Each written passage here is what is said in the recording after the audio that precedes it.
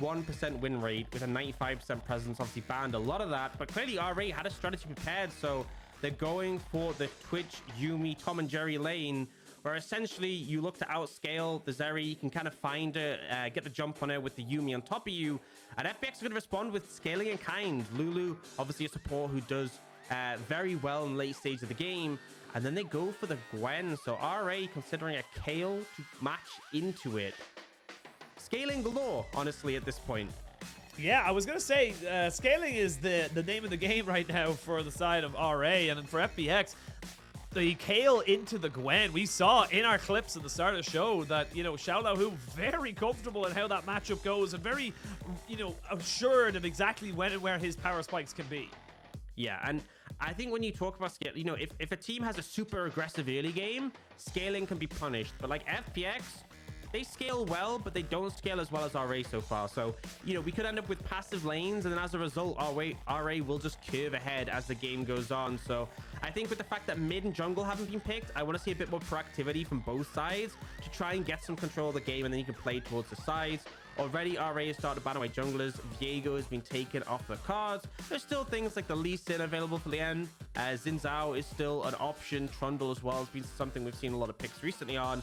Whereas FPX are looking to target more mid laners away from Strive. Take away those mid laners, take away those big carries that can, you know, as you say, Strive, big component of where Adam has found their success. And for FPX, a lot to be kind of gained from this. It's going to be very difficult. Not a lot of engage on either side, I'm noticing right now. Of course, we've moved into that enchanter meta, so we are looking towards the junglers to be that engaged. When you're looking at the likes of the Viego, the Wukong, the Trundle all banned away, we start to, you know, lean down and they're going to say, what is actually left to be your primary engage for your composition? It's the Twitch. That's the engage. He goes invisible, pops out, just one-shots enemy team. That's the goal, right? Not exactly the most reliable, but you can definitely find opportunities with that. Now, we do see the Lee Sin banned away by FPX and the Trundle by Rare Adam. Does make me think maybe Zhao is something that's left up. Strong early skirmisher, and Leyan's going to lock that in. So now on FPX to try and answer. Ideally, you want a jungler who can kind of hold their own up against what Leyan offers, and a mid who can be proactive. So toying with the idea of the Galio right now. With the idea of the Galio would work very well into kind of a protect the carries composition. You have the Lulu, of course the Galio gives you an awful lot of peel and protection with that global ultimate. They do lock it in, and again, you're kind of able to then go ahead and say, right, Zeri, go in, Lwx, move yourself in on top of these carries. Even if you do get caught out a little bit, we have protection with the Lulu. We have got follow-up with the Jarvan and the Galio now. Yeah, I like the Jarvan. You can very easily just Cataclysm, Twitch, or Kayle when they don't have flash. Zeri can even W through the terrain, so you can get that crit, which is really powerful. And then obviously Galio and Lulu can just press R on top. Now, to counteract, RA looking at some roaming mid options. All three, they hover there, very global, very active on the map.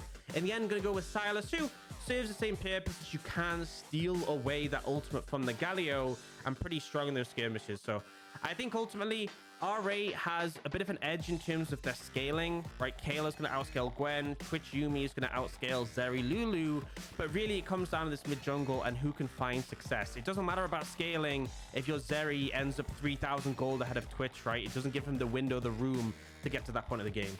Yeah, I completely agree, and I think it's going to be interesting to see someone that we mentioned very briefly, but we haven't really touched on at all in terms of our talks. Leyan, the kind of the heart of this team, or a lot of people saw as the heart of this team, specifically in Spring Split. This guy was very much kind of, you know, live and die by how he performs. So this is a big moment for him to kind of say, look, I'm on the Zhao, I've got those early skirmishing power, I need to be active. And of course, on the other side of that as well, we look at FPX and say, right, you're on a Jarvan. If you're not ganking early on the Jarvan, you're doing something wrong. That's just how simple it is really for this guy. So very curious to see how that mid jungle ends up kind of fanning out, and honestly just where these opportunities can, you know, present themselves for both these teams.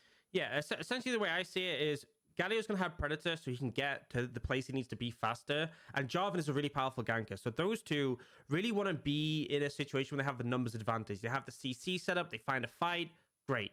On the other side, the Zhao and the Sylas are really strong in those extended skirmishes. They both are good when they get extra rotations of the cooldowns.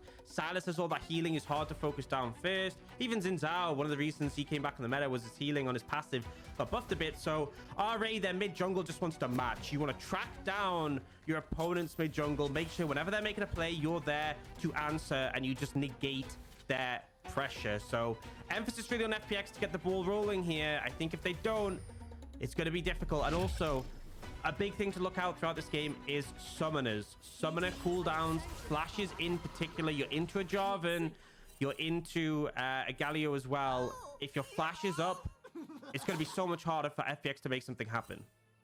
That was a very loud Twitch voice line right there. It just kind of like pierced into my ear. It was like, oh, hello. And I was like, oh, God. I thought I was in the game for a second. But yes, it is the Predator Galio. We will be seeing exactly how they end up kind of working this one out. But like keeping an eye on those summoners, keeping an eye exactly as you said, once you hit those level 6s, how you can escape this engage from the side of FPX. And for RA, they do have engage, but it's very much kind of all in or no in. You have to be committed to the engage with the Zhao and the Sylas when they actually get land on, you know, their kind of CC onto someone. Otherwise, it's not really going to do you a lot of good. So looking towards the early to mid game, we can see iBoy using a submarine with Yuyanjia, trying to see if he can make something work, but they catch them out. And there's a ward to see that they're going to be a little bit late to lane. Yeah, so this is important because it gives Lwx and Hung control of the wave to do with as they please. Some people would drag the wave in and then be able to make it push into you to kind of zone them off. Here, instead, not really favoring their level 1. They opt just to get the push early, so they will hit level 2 first. And that play that I swear everyone who's played solo queue into Twitch knows, it's such a common play where the Twitch just goes mid-level 1 to get a cheese kill. And clearly, Kayle was ready and understood the potential possibility for coming in.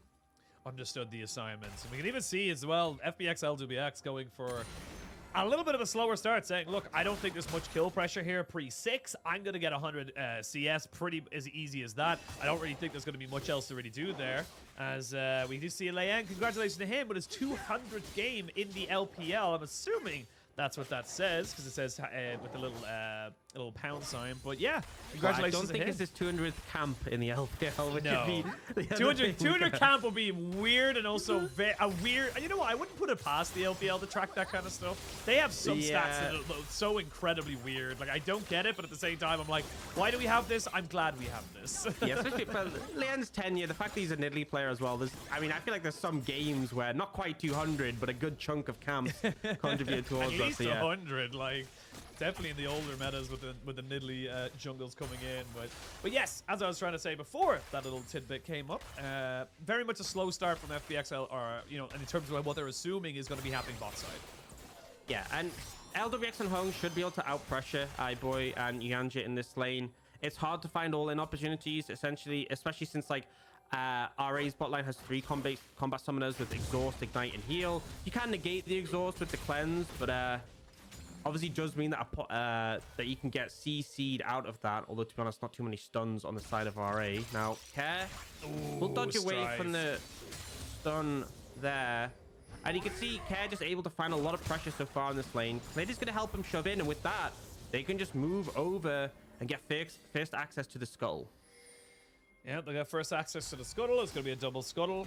Gone are the days where that was basically a death sentence to the enemy jungler. You know, talk to Blabber, he'll let you know over in the LCS. But yeah, and again, just kind of good proactivity coming out here from Clid, kind of recognizing again that he needs to be moving around the map, either covering where Leyan is going, or right now just shadowing Cube and saying, look, if you tip too far forward, I will jump on you.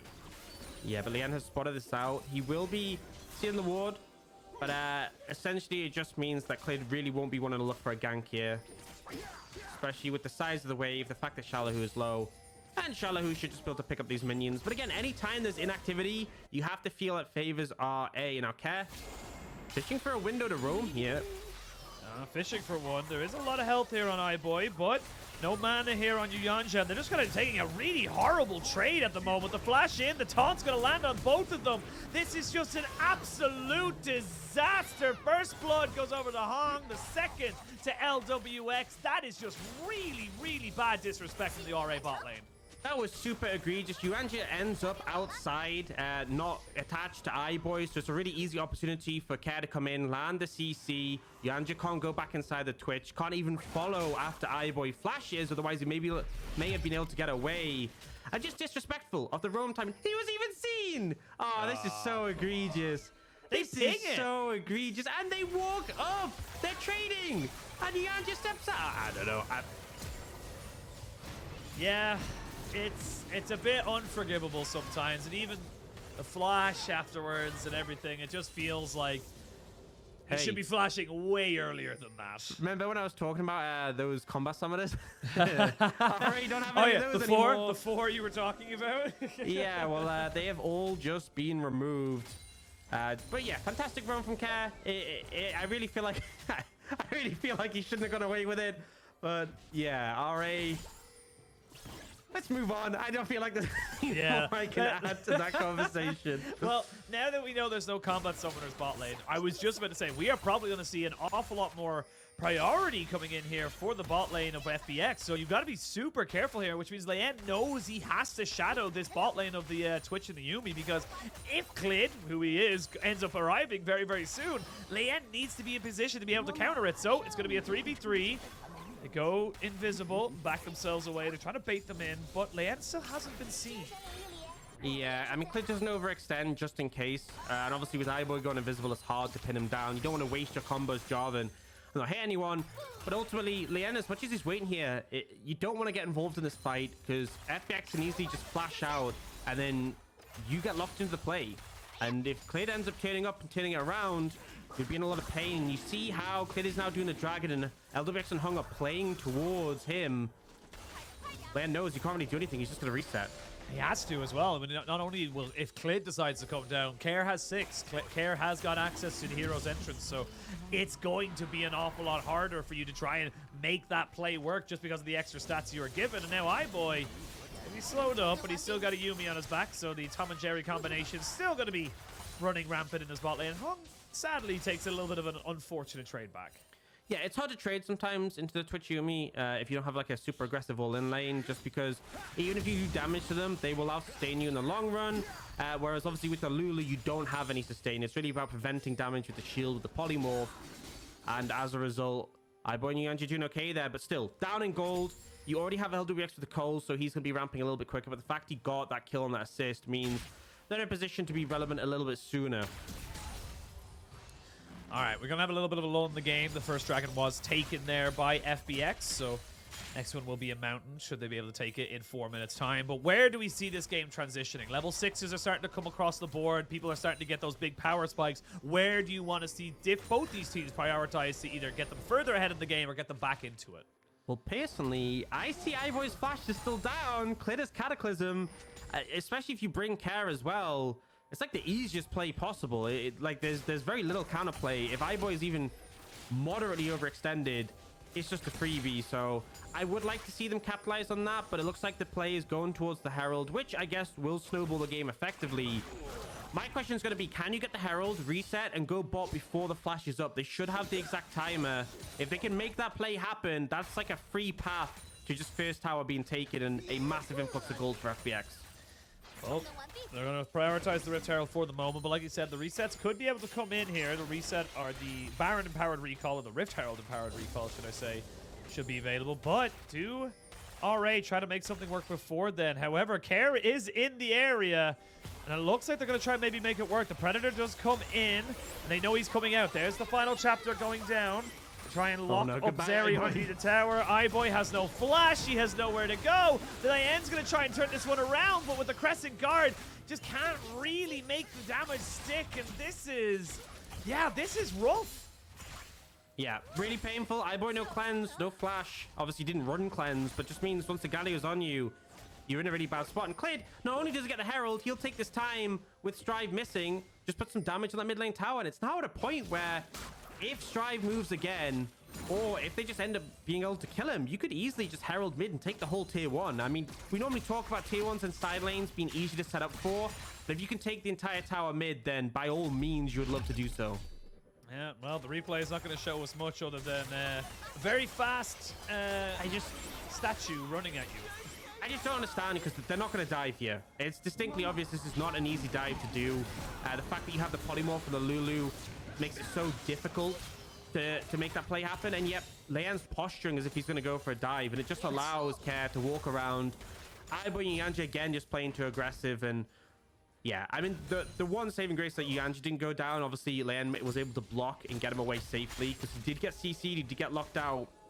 But yeah, only one kill for now, but FPX absolutely winning on the map so far. I mean, Stripe even TP'd. That's the big thing there. I didn't even realize. I thought he walked down, but he was an actual TP that ended up being there. xiaolaohu makes a very poor trade into Cube. He's almost got himself to level 11, so Cube is having himself a decent time in this top side, going fairly even. But yeah, this is rough for RA, and this is kind of why we were saying that the 0-5 scoreline for FPX doesn't really tell the whole story for this team. They are very good when they get a lead. They understand their win conditions very, very well. And we even see now Clid with that Frostfire Gauntlet is going to try and go down towards this bot side, maybe even try and burn someone else again. You've no Ignite, no Exhaust on the Yuumi. This becomes very hard to deal with if you overextend. Yeah, and I kind of understand the thought process for Frostfire Gauntlet in the sense that, you know, it did get buffed. Obviously, Jarvan being tanky, very valuable. But I feel like the fact is your comp is very AP heavy. You have an AP top laner, AP mid. Lwx does a lot of AP damage with the W. Hong obviously buffs him and makes him do AP damage. So the fact that Jarvan isn't going AD, maybe not the best damage profile.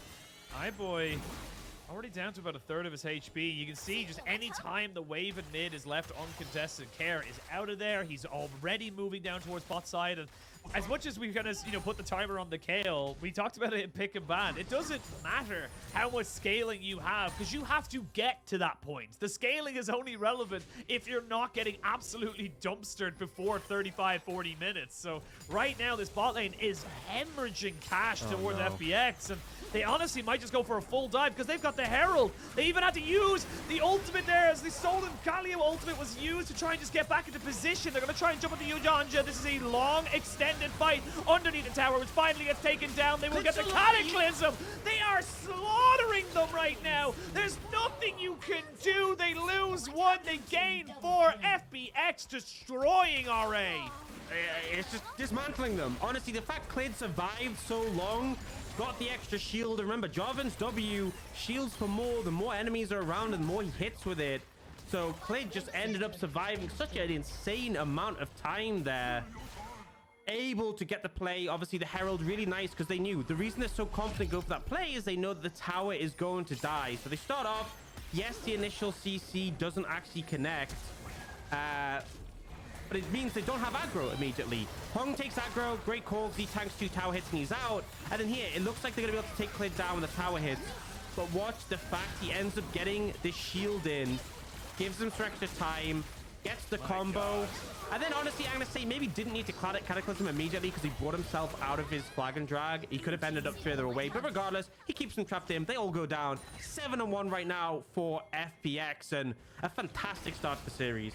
5,500 gold, 2 dragons. The bot lane is, you can't go near it. You will be chased down if you go anywhere near the, you know, even the tier 1 of FPX in this bot side, because you have absolutely no support. So you can see already, it's just get the wave pushed as far as you can, which is probably the remnants of your first tower, and then back up. You cannot go any further than that. So RA really, really struggling right now. And honestly, it kind of comes down to, we talked about a little bit in the, you know, the mid lane as such, but like 304 for this Galio. Kayle has been the crux of absolutely everything. Leyan, though, gonna use Yuyanjia as a little bit of a combo here. They get the taunt down as Leyan flashes in, does get the kill down. Now Kayle in a 1v4, never mind, it's a 2v4. With the Lulu, can he make anything else work? There is no wild growth, never mind, it just came back off of cooldown. Now Clid is here. The Cataclysm is available if they want to try and continue this chase. They will get the flash out of Cube as the taunt does not land. Now Stripe goes back in with a 2-man Everfrost and forces Clid or Kayle into stasis. They do get the Kayle ultimate, but the Galio has gone down. Now iBoy trying to chase this one down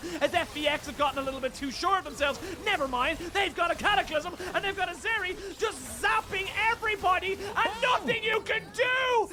Lwx with the quadra kill!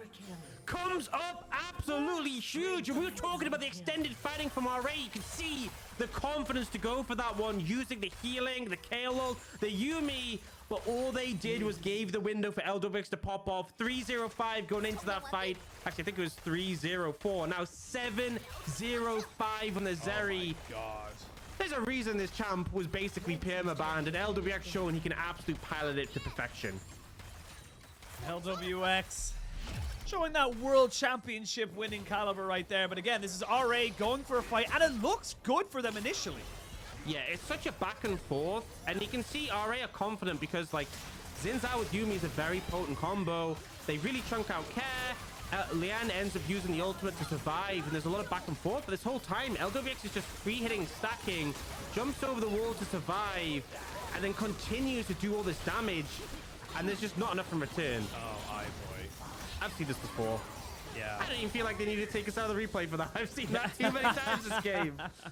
It's good for to be a point of record. And honestly, I just want to make a very quick notice here. I love the fact that Hong has gone towards this Chemtech Putrefier right now, because it means that you just have so little healing now onto the Zeri, or the Kayle, and of course the Yuumi, and even the Sylas, to be perfectly honest. Yes, it got nerfed, but having it this early on when you're this far behind just feels crippling on the side of RA.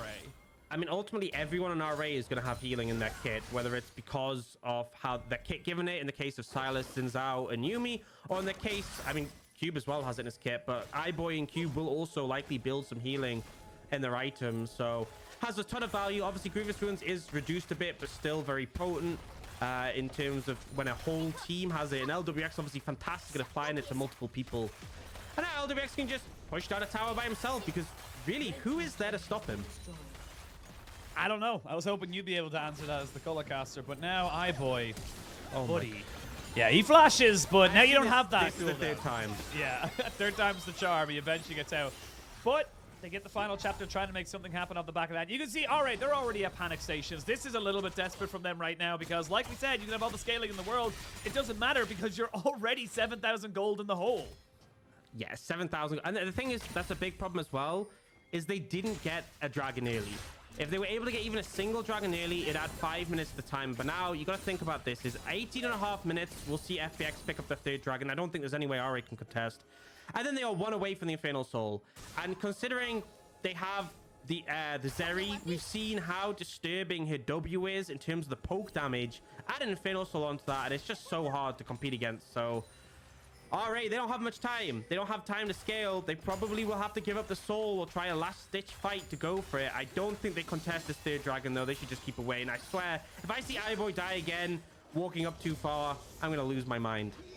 I mean, I remember you said specifically in the Champ Select that, you know, the Twitch scaling doesn't matter if the Zeri is 3,000 gold ahead. I'm very curious to know if the Zeri is 3,000 gold ahead right now. More, so at this point, that's what I'm thinking. I'm like, did you read the script? Because we're not allowed to read the script before the game. You know, we gotta keep those genuine reactions before the script is released. But yeah, look at the darkness. Honestly, Oisin, darkness. I've been working overtime. I wrote the script for this game. Wrote the script, of course. That's what it has been. That's where you've been all weekend. I played Clash the other day, and we faced a Yuumi Zeri. Seen Engage come in. Oh, what Engage? It was just a slaughter. Yeah. This is them using the Crescent Guard. You can see Leyan trying to walk away. They look for something. iBoy doesn't have flash. Cataclysm comes down. It's exactly as you say it to be. Yeah, so I played some Clash the other day. We played Kayle into Twitch Yuumi, and we absolutely destroyed them in lane. And then we made one bad fight, and we just got outscaled. So seeing them get crushed on the ground like this does make me happy. It does bring me joy, I won't lie. Oh, we might see a little bit of joy for Strife, but he ends up going for it now. Cube in a little bit of trouble. He's CC'd for absolute days. That is a 8-0-6 Zeri. I don't even know what to say at this point. It's yeah.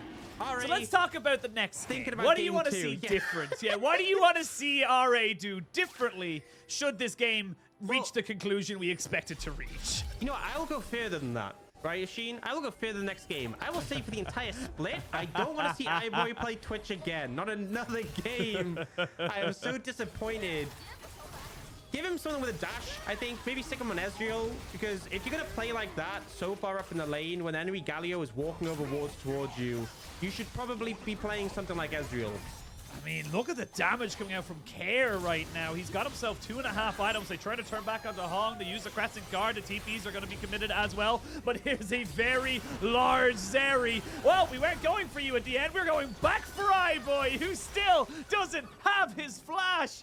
Oh my god, FPX are just tearing them apart, and it's just unforgiving. It's brutal. Look at the item between the carries, by the way. This is the big spike for Zeri that everyone goes to, because with the IE, your W really hits, and obviously your Q is shredding. iBoy doesn't even have a second item. He doesn't have boots. He doesn't have tier 2 boots. He got the free ones. Yeah, I was going to say, he didn't even buy boots. He got those for free. They will get a turn on the bot side as they do have Cube pushing, but that is an off-spawn 20-minute Baron. Now you have to try and deal with the item difference alongside with the minion difference. The minions have been to the gym. They're buffed up, and they're intimidating to go against. Oh, I feel bad for Cube. It's just like, you're chilling, playing top lane matchup. Like, hey, dude, we both skill. Let's just vibe. And then you look at the rest of the map, and it's like, oh, no. I guess you win. Every top laner in solo queues experienced this one. Yeah, it's like, you've done your job, and then all of a sudden you look down, and you're like, ah, god damn it. Nothing to be done. But yeah, this is FPX just owning the map, running the map, unless we see an absolutely massively egregious mistake. We're not really going to see them. I don't even think you can stop this tower from going down as RA. I don't think genuinely there's anything you can do about this. They're going to try. Though. They're going to go for it, see if they can make something work. They've already used the Crescent Guard. As we can see Strife going in. He goes immediately into Stasis. The ultimate from Lwx doesn't really hit anybody, but look at the damage! Look at the damage from this goddamn Zeri. It's ridiculous! It's just so stupid how much damage you get when you're this far ahead, and there's nothing you can do. That is another quadra kill coming in. Not quite a pentakill. But LWX, actually, never mind, it was a pentakill. I completely missed that one right there. As LWX deservedly comes out with 15 and 6. The veteran of this roster, LWX, doing what he can on this Zeri and making a statement against RA to never leave Zeri open again. At least in this series. Man. This team is 0-5 in series score, by the way. Yeah. And they just stomped RA into oblivion. I feel like we've had stompy games so far this split, but that one just felt like they were styling on them. It didn't even feel close. No, that felt like your Clash team, which is probably full of diamonds and stuff, against my Clash team, which are full of silvers and gold. So it didn't seem like on the same level. And honestly, I don't really have anything to say other than absolute domination. I think RA just got outdrafted. Not even outdrafted, honestly. I think they had ways of making it, but they just got outskilled and just made massive, massive mistakes. Yeah, well, we add to the Zeri win rate, and hopefully going forward we'll add to the Zeri ban rate, because I think, you know, Twitch Yuumi, I've heard people theorize it working into Zeri, but I feel like Zeri at the moment is just so overloaded, and if you make a mistake, if Zeri gets ahead, it's just over. And I think as well, I talked a bit about how you have the Galio to try and the Sylas to try and match the Galio, the Zhao who can outperform in skirmishes compared to Jarvan. I feel like FPX just were able to find more windows, and Kayle in particular, this Galio set up so well for Zeri, so he definitely gets an honorable mention. I think it's a no-brainer who's going to end up getting MVP from this one, but yeah, Lwx showing really what he can do on the Zeri. And we had that game from Viper where Viper was permanently hitting the W's on Zeri. This didn't feel like that. It didn't feel like you saw those big W's poking people out. This was just, I'm going to get up in your face and DPS you into oblivion. And yeah, it worked. Yeah. It was just a wallet diff right there. You know, there was nothing iBoy could do. And when you're on something like the Twitch, you are incredibly short ranged. Yes, it's very difficult to get away from a Twitch when he's, you know, a little bit ahead of you or even equal on items. He throws down the AoE and gets you slowed down a little bit. It becomes obnoxious. But when he's this far behind, what can you do? And honestly, iBoy, you want to forget about that game as quick as you possibly can. That was just not what we expect to see from him whatsoever. And for someone who's so veteran in the scene to be making these very, honestly, just very rookie and green mistakes, just overextending, not respecting care on the roams as early as level 4, it just felt very off. The problem is you want to be popping your ult as Twitch, and you want to be able to outrange, outdamage, and have more attack speed than the enemy because of your ambush coming out of stealth. The fact of the matter is you're so far behind that he would pop his ultimate, and Lwx would just dash into range of him and just win. He would just out-trade him despite all these stat boosts that a Twitch has built into his kit. Zeri would just do Zeri things and completely outmatch you. Not only the stat boosts of the Twitch, the Yuumi on top of that as well. You have extra healing, you've shields, you've got yourself 2 extra combat summoners. Nothing was going to be able to do it, but still, regardless of how, you know, RA and iBoy performed, fantastic to see from FPX. And again, it echoes what we've been saying about them. It's like, yes, they are 0-5, but this is not a 0-5 team. This is a team that we do feel can start to make, you know, get results. They just need to bring performances like that a little bit more consistently. This is only one game, right? Yeah, And that's my concern. If they were in LEC or LCS, they'd be nearly top. They'd be top 4 because they win just the need first to find game a all way the time. to get the second game. So hopefully FPX don't get overconfident in this one and close it out. But yeah, those are some numbers. We can obviously see, in fact, if you take a look at the gold graph, the highest gold advantage RA had at any point of the game was 0. So they started even in gold, and then it was all downhill from there, which is pretty painful in all honesty. They just never had a look in. And sure, I talked about how they'll outscale on the top lane, they'll outscale on the bot lane. You have to get there. And Strive had a very quiet game, very unimpactful compared to Care. I think the mid jungle was something we highlighted as needing to set the pace of the game. Clid and Care did a fantastic job in this one, which, you know, I feel like I have to credit them even more because Leyan and Strive is a duo we have praised over the course of this year. Yeah, and again, I love that you mentioned that as well. We highlighted Care versus Strive. I think Care very much showing that he was more proactive, more willing to leave his lane, and the Sylas just didn't really do a lot. We even saw with the stolen ultimates, normally we're kind of keeping an eye out for which one he steals, how he's going to be able to utilize it. It meant nothing, you know, no wild growth. We saw him use the hero's entrance that he stole from the Galio once, and it was literally to get to Leyan, to then try and be there for the dive, which he ended up dying in. So it doesn't really strike me as a great game from him, but we'll have to wait and see what changes. I would love to see a lot of different things, and I do expect to see RA on the blue side for the next one, but we'll have to wait and see. We are going to